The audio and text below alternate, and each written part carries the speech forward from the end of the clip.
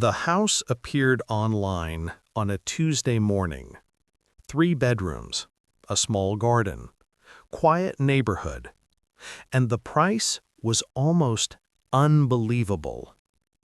3 different families saw the same ad and thought the same impossible thing. This must be our chance. First was the Harris family, tired of apartment living. Second was Maria, a single mother starting over. Third was the young couple, Ben and Alicia, planning their future. Each of them contacted the man in the ad. He introduced himself as Mr. Calloway, the owner. Well-spoken, polite, professional. He told each family the same story. The house had belonged to his late sister. He needed to sell fast. No agents, no delays. He scheduled appointments carefully. Different hours, different days. And somehow, none of them overlapped. Without knowing it, 3 families were walking straight into the same trap. And moving day was already chosen. He showed them the house, one group at a time. Same smile, same calm voice, same practiced words. "With a little love, this place will be a dream home," he told Maria as he guided her through the hallway. To the Harris family, he said, "It's perfect for kids, safe, quiet, friendly neighbors." And to Ben and Alicia, "It's a fresh start, perfect for a new beginning." Each family noticed the same details: the cracked kitchen tile, the loose stair railing, the mysterious locked basement door. When they asked about the basement, he only smiled and said, "Old storage, nothing important." Then came the contracts. Different names, different papers, but the same house address. Each family signed in good faith. Each wire transfer was sent. Each key was handed over. What none of them knew was simple, terrifying truth. The house had already been sold, twice before them.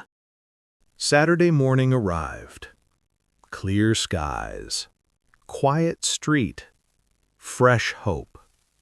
The Harris family arrived first, cards in hand, truck full of furniture, their new beginning. They unlocked the door and stepped inside, and froze. There was a sofa in the living room, boxes in the kitchen, a woman's purse on the counter. "This is our house, right?" Mrs. Harris whispered. Before her husband could answer, the front door opened. Maria stood there holding her son's hand, confused, terrified, frozen. "Who are you?" she asked. "I live here." Silence filled the room like thick fog. Then, from outside, another engine pulled into the driveway. Ben and Alicia stepped out, smiling at first, until they saw 2 families standing inside, what they believed was their new home. 3 families, 1 house, and one truth too big to understand. No one raised their voice. No one moved. They just stared at each other. Each family told their story. Each showed contracts. Each produced a set of keys, all identical. They called Mr. Calloway, straight to voicemail. Again and again. Panic began to build. Then Mrs. Harris said something strange. "Why does this furniture look familiar?" Maria's face went pale. That's my couch. It was delivered this morning." Alicia pointed to a family photo on the wall, but it wasn't hers.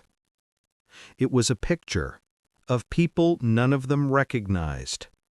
A man, a woman, a child, standing in front of the same house. Then they noticed the date printed on the frame. 12 years ago. Someone had lived here long before them, and somehow they were still here. A knock came from outside. An elderly neighbor stood on the porch. "You all moved in today?" she asked carefully. When they nodded, her face lost its color. "The last family," she whispered. "They disappeared. No police report, no moving truck, no goodbye. Just gone." She pointed to the photo frame. That was them, the Callaways, the same name as the man who sold them the house. He hadn't inherited it. He never owned it. He had taken it from his own family after they vanished. Suddenly, the basement door made sense. And behind that locked door was a silence none of them were prepared to face. The basement door stood in the hallway. Old wood, new lock. Quiet. Too quiet.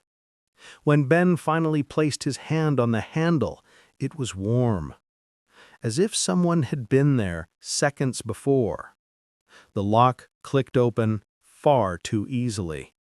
A smell of dust and something rotting rose up the stairs. They stepped down one by one. Each step creaked like it was warning them. At the bottom, they saw walls covered in tallies, hundreds of lines, days, months, years. And in the far corner, a mattress, 3 plates, 3 cups. Someone had been living down there, waiting, watching. Then a soft sound echoed above them. Footsteps in the living room. But no one was upstairs. They rushed up the stairs. The living room was exactly how they left it. But something had changed. The photograph on the wall now showed them.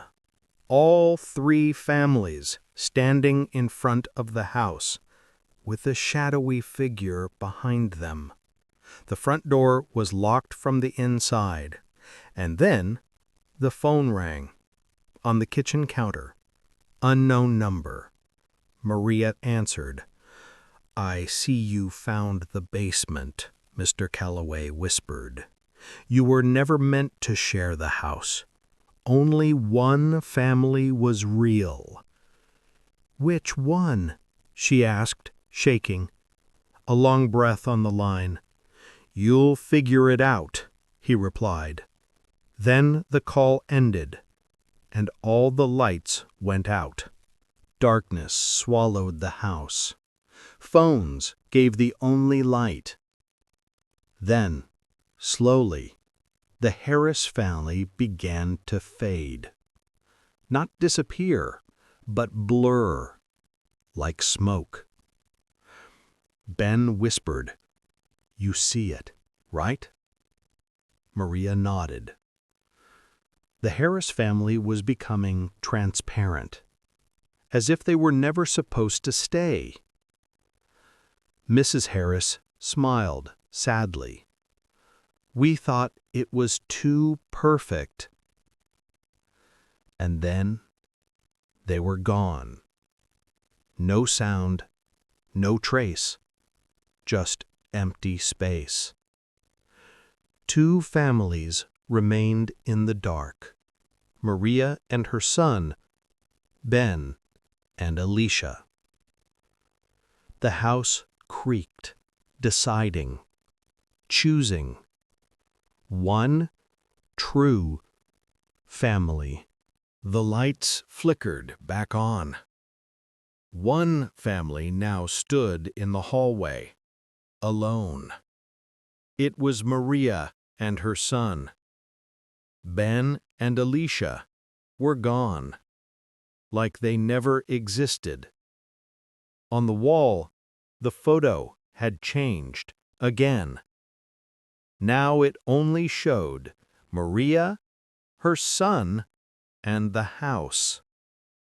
"You're the real ones," a soft voice echoed through the walls. "You were meant to find this home." Maria slowly understood. This wasn't a scam. This was a test, a selection. The house chose them. But one final question remained. Where was Mr. Calloway? And what had happened to him? They found him in the basement. Older, weaker, almost part of the walls. He whispered, "The house belongs to blood, and you are the last of it." Maria gasped. Her grandmother once lived here, long before the disappearance. He had trapped his own family, trying to steal what could never be his. The house didn't accept him, but it accepted her. As police arrived, he vanished into the darkness he created, and the house became quiet, peaceful, finally home. But sometimes, late at night, Maria still hears footsteps in the basement, waiting for another family to be chosen or to be erased.